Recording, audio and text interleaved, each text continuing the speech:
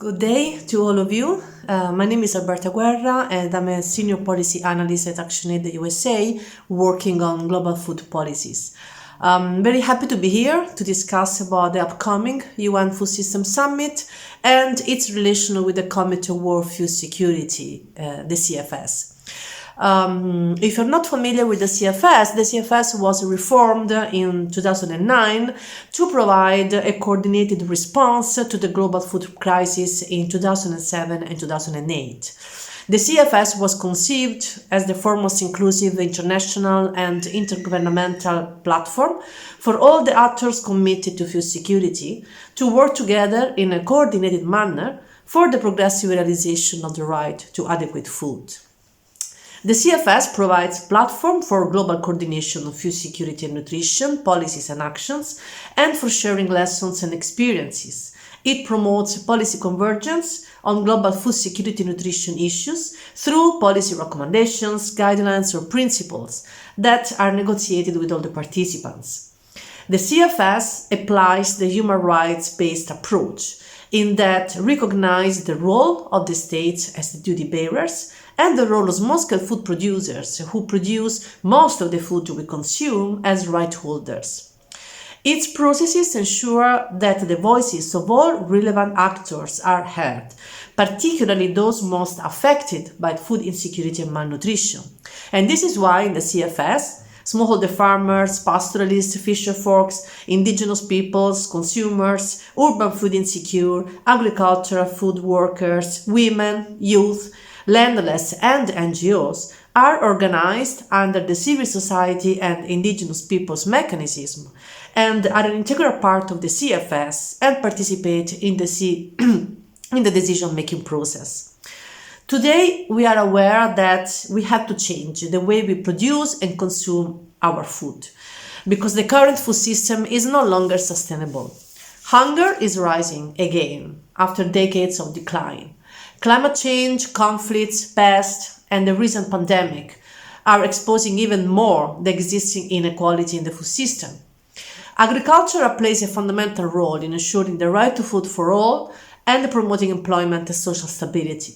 However, industrial agriculture is centered on increasing productivity with very high costs for the planet and the people. Industrial agriculture contributes to climate change, increased emissions, deforestation, biodiversity loss, environmental pollution, and land and water grabbing of natural resources, undermining smallholder food production. During the COVID-19 crisis, the global value chains have shown to be far more vulnerable than local food systems. Therefore, it's urgent to discuss pathway to move to more sustainable food systems that respect human rights and the environment. In 2019, the UN Secretary General announced the UN Food System Summit, which will take place in September. The summit is expected to discuss and launch bold new actions to transform the way the world produces and consumes food. However, the CSM, together with many other civil society organizations, has decided not to engage in the summit because of the number of concerns that we have around it. First of all, the lack of involvement of the CFS and the CSM in the preparatory process towards the summit. After the reform, the CFS is the most legitimate space to discuss on food system transformation, but it was not involved in the early stage decisions around the summit, and the CSM neither. The summit didn't apply a human rights-based approach, and human rights were not a core aspect of the planning process, as well as at the center of the analysis in the different action tracks.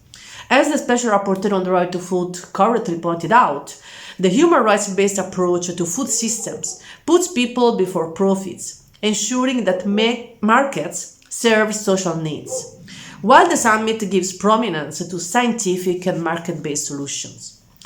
We denounced the undue influence of the private sector in the decision-making process, as the summit was launched right after the signing of the agreement between the UN Secretary General and the World Economic Forum, which gathers the world's largest agricultural companies, and the appointment of the president of AGRA, the Alliance for the Green Revolution in Africa, which champions high-input intensive agriculture, as special envoy.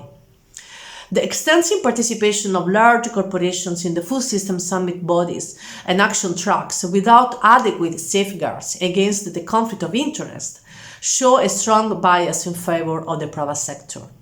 We see the risk that the summit will be used to legitimize the narrative around modernization of agriculture, high-tech, big data as solution to hunger and climate change.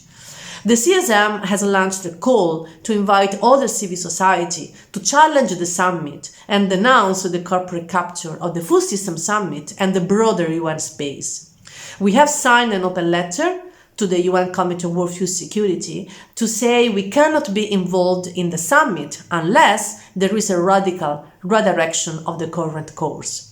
We are calling for a move away from the interests of corporations to prioritize women's human rights and the knowledge and experiences of those most affected by food insecurity and malnutrition, particularly women and indigenous communities.